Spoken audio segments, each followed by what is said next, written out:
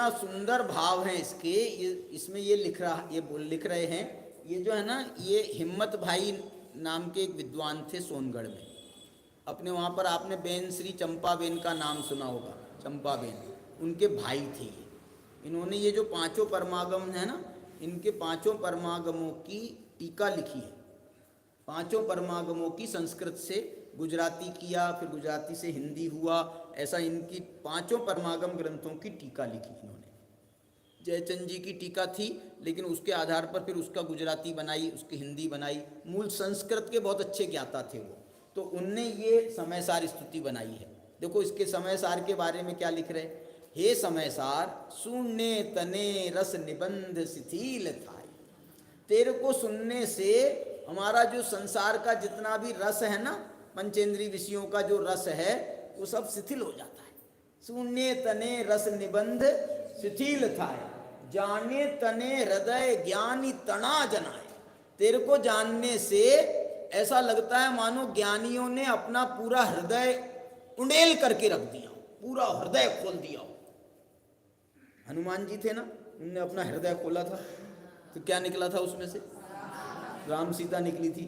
ऐसे ही इस कुंदकुंदाचार्य ने अपना हृदय खोला तो क्या निकला उसमें से, हाँ, समयसार निकला, भगवान आत्मा, ये निकला उसमें से। तो जाने तने हृदय ज्ञानी तना, ज्ञानियों के हृदय को जाना जाता है तेरे को जानने से। तू रुचताम जगतनी रुचि आल शेषु, तू एक बार रुच जाए ना, समयसार किसी को रुच जाए तो उसको और किसी की रुचि दुनिया में नहीं लगती है। तू रीझता सकल गायक देव रीझे, और तू तेरी रुचि हो जाए तो दुनिया की रुचि शिथिल होती है। और यदि तू रीझ जाए, रीझना क्या होता है, रीझना माने एकदम मोहित हो जाना। तू रीझ जाए तो सकल गायक देव रीझे, तू रीझ जाए तो मानो हमको भगवान आत्मा मिल जाता है।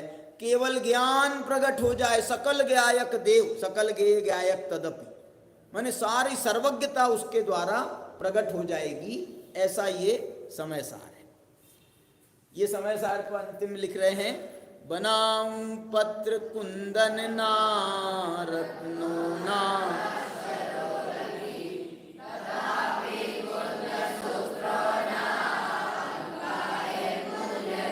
देखो वो कह रहे हैं ये हे समयसार, कुंदकुंद भगवान का ग्रंथ है महान।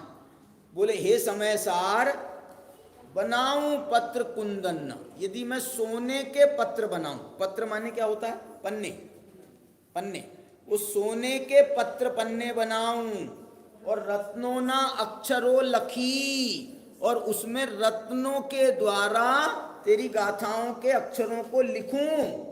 तथापि कुंद सूत्रों ना अंकाए मूल्य, तो भी ये कुंद भगवान के जो सूत्र हैं उनका मूल्यांकन नहीं हो सकता। ये समयसार कितने का है, कितने का है, 50 रुपए का, गलत। बनाऊं पत्र कुंदन ना रत्नो ना अक्षरों लखी, तथापि कुंद सूत्रों ना अंकाए मूल्य, माने इसका मूल्य का अंकन, मूल्य नहीं बताया जा सकता। ये तो इतना महान है, इतना महान है, समझ गए। ऐसा ये कुंदकुंद भगवान हैं, उनने ये ग्रंथों की रचना करी है, महान महान ग्रंथ उन्होंने लिखे हैं।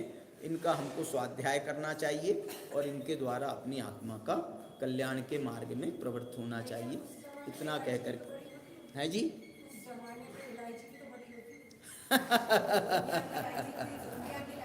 अरे मैं कह रहा हूँ उनकी बड़ी होती होगी तो कुंदकुंद भगवान के बराबर हो गई ना।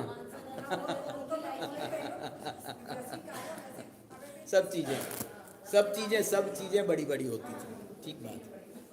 चलिए अभी की चर्चा को विराम देते हैं।